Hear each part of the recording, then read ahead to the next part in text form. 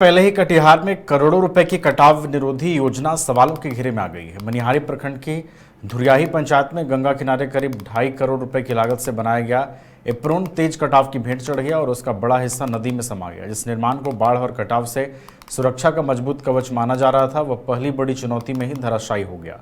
स्थानीय लोगों का आरोप है कि निर्माण के समय से ही गुणवत्ता पर सवाल उठाए गए थे, लेकिन शिकायतों को गंभीरता से नहीं लिया गया। अब गंगा का लगातार बढ़ता कटाव पंचायत, सरकार भवन, रिहायशी इलाकों और सैकड़ों एकड़ उपजाऊ कृषि भूमि के लिए बड़ा खतरा बनता जा रहा है।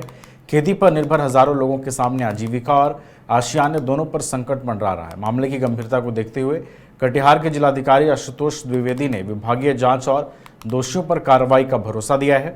हालांकि ग्रामीणों का कहना है कि केवल जांच या कार्रवाई से समाधान नहीं होगा, बल्कि बाढ़ आने से पहले तत्काल और प्रभावी कटाव निरोधी कार्य शुरू करना जरूरी है, ताकि गंगा के बढ़ते खतरे को समय रहते रोका जा सके।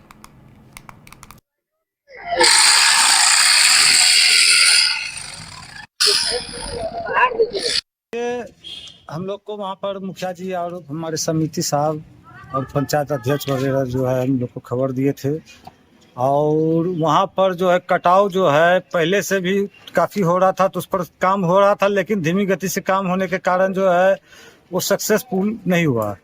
अभी जो वर्तमान फिर से कटाव चालू हो गया है। कटाव के कारण जो है आज वहाँ पर लगभग 10 से 12 हजार परिवार जो है घर से बेघर होने का कगार पर है। इससे हम सरकार से और प्रशासन से निवेदन करते हैं कि इस पर जो है निगाह रखे और जल्द से जल्द इस पर जो है कोई ठोस उपाय किया जाए। अगर ठोस उपाय नहीं करेगा तो 10 से 12 हजार परिवार जो है घर से बेघर हो जाएगा, वहाँ रहने का जगह नहीं मिलेगा, वो गंगा में विलीन हो जाएगा। उसके बाद बगल में सटे पंचायत जो है हमारे दिलारपुर है, दिलारपुर भी कटने का कगार पर।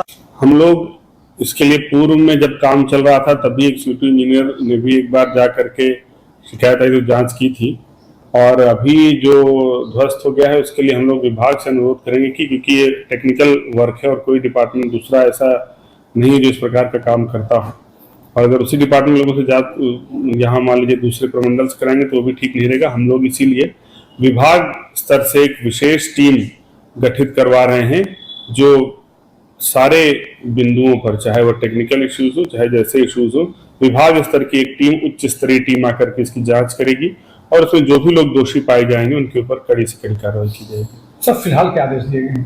फिलहाल उनको जो काम जो उसके मॉनिटरिंग के लिए पहले भी एग्जीक्यूटिव इंजीनियर को बोला गया था, जो कि स्टैंडिंग ऑर्डर्स हैं, और जो ये शिकायत प्राप्त हुई है इसके लिए हम लोग।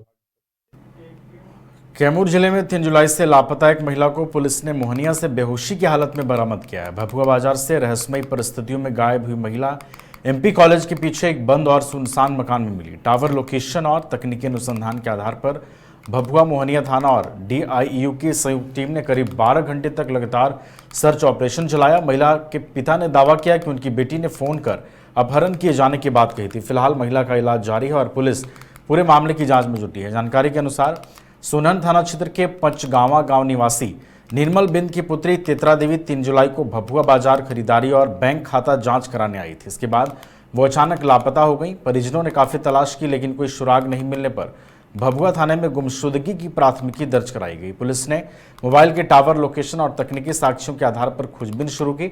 आखिरकार पुलिस ने मोहनिया थाना क्षेत्र स्थित MP कॉलेज के पीछे एक बंद मकान से महिला को बेहोशी की हालत में बरामद किया। परिजनों और स्थानीय लोगों की मदद से उसे तत्काल अनुमंडलीय अस्पताल मोहनिया ले जाया गया, जहां प्राथमिक उपचार के बाद उसकी गंभीर स्थिति को देखते हुए बेहतर इलाज के लिए हायर सेंटर रेफर किया गया। फिलहाल महिला खतरे से बाहर है, लेकिन होश में आने के बाद ही पूरे घटनाक्रम का खुलासा हो सकेगा। पुलिस सभी पहलुओं पर मामले की जांच कर रही है। फिलहाल इस रहस्यमय घटना ने कई सवाल खड़े कर दिए हैं।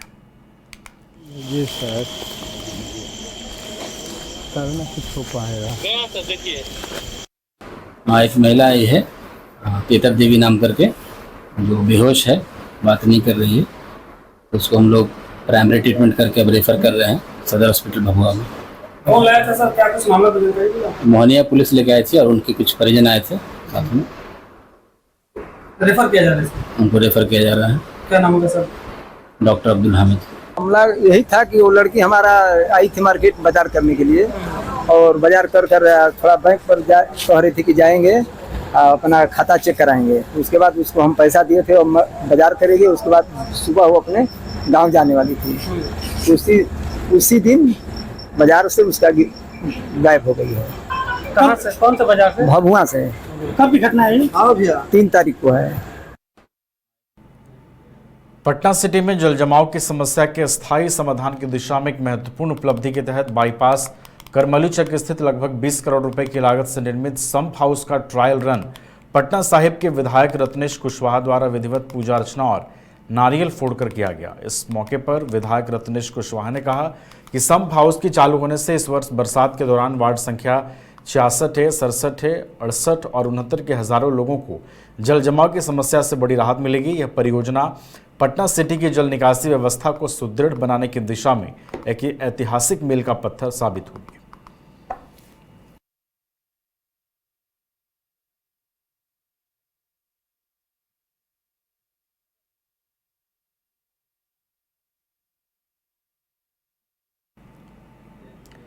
भोजपुर के बिलोटी गांव में पुलिस एनकाउंटर में मारे गए भरत तिवारी के परिजनों से मिलने पहुंचे बिहार सरकार के खाद्य और उपभोक्ता संरक्षण मंत्री अशोक चौधरी ने परिवार को निष्पक्ष जांच के आधार पर न्याय दिलाने का भरोसा दिया। मीडिया से बातचीत में उन्होंने डीएसपी के प्रमोशन संबंधी चर्चाओं को भ्रामक बताते हुए कहा कि संबंधित अधिकारी का प्रमोशन नहीं बल्कि स्थानीय असंतोष के कारण तबादला किया गया है। मंत्री ने कहा कि भरत तिवारी की मां ने उन्हें विस्थापितों के लिए आए फंड और उनके अधिकारों की लड़ाई से जुड़ी जानकारी दी है और घटना के दिन एसडीएम की भूमिका की भी निष्पक्ष जांच होनी चाहिए। उन्होंने कहा कि सरकार ने मामले में न्यायिक जांच का फैसला इसलिए लिया है ताकि पूरी पारदर्शिता के साथ सच्चाई सामने आ सके और कानून के अनुसार दोषियों पर कार्रवाई हो। अशोक चौधरी ने यह भी स्वीकार किया कि प्रथम दृष्टया पुलिस की कार्रवाई जरूरत से ज्यादा प्रतीत होती है।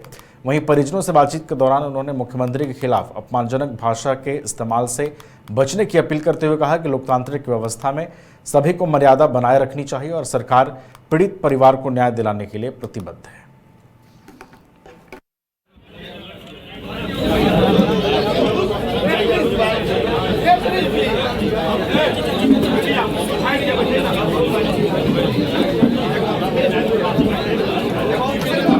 तेरहवीं खत्म हुई और उसके बाद हम आज मिलने के लिए आए हैं और आने के बाद पिताजी से भी बात किए हैं, उनकी माँ से भी मिले हैं बात और अरे रुक ना यार। और बात भी उनकी सुनी, बात को हमने समझा भी। बहुत सी चीजें जानकारी नहीं थी जो मेरे नॉलेज में, वो भी जानकारी प्राप्त हुई है। हम इन सब बातों से मुख्यमंत्री जी को अवगत कराएंगे और मुख्यमंत्री जी वो बताएंगे कि किन परिस्थितियों में क्या स्थिति है, क्योंकि आज मैं मंत्री हूँ, मैं यहाँ पर आया हूँ और अगर मैं कोई घटना कर दूं या यहाँ कोई रहता फैला दूं, इसके लिए सम्राट चौधरी या नीतीश कुमार जिम्मेवार नहीं हो सकते। जी। मैं खुद जिम्मेवार हो सकता हूँ और उसके लिए मुझे पनिशमेंट मिलेगा। तो जो भी लोग इसमें इन्वॉल्व हैं, एक तो है कि गलत तरीके से प्रचार किया जा रहा है कि डीएसपी का प्रमोशन कर दिया गया है। डीएसपी का प्रमोशन नहीं, पोस्टिंग किया गया है सर। कहीं कहीं मीडिया में चल रहा है, वो प्रमोशन नहीं किया गया। उनके बारे में तो सरकार ने माना कि लोग उनके कार्य प्रणाली से असंतुष्ट हैं, इसीलिए उनका घर रहने का मकान भर नहीं, ये खुशियों की तिजोरी है। दरवाजे पर दस्तक देता पड़ोस, खिड़कियों से उमड़ आता आसमां, तारों में उलझी ऐसी ना जाने कितनी दास्तां। कहती हैं चले डायमंड सिटी, एक सफर हम सफर के साथ अपने घर तक। Diamond city, life long bonding, 500 से ज्यादा खुशहाल डायमंड परिवार। जल्दी करें, सिर्फ 200 फ्लैट बाकी। आज ही बुक करें अपना आशियाना।